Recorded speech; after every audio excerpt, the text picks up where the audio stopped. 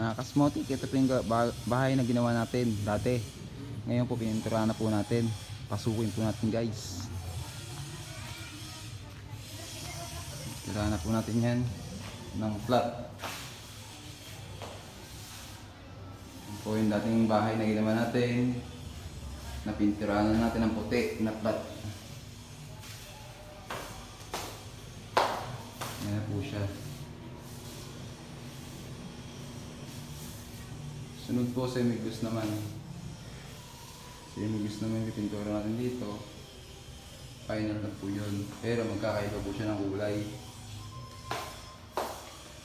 Kasi po, meron po siyang kwarto. Magkakaiba daw po ang kwarto. Ito po. Mga kasmotik. Ito na po yung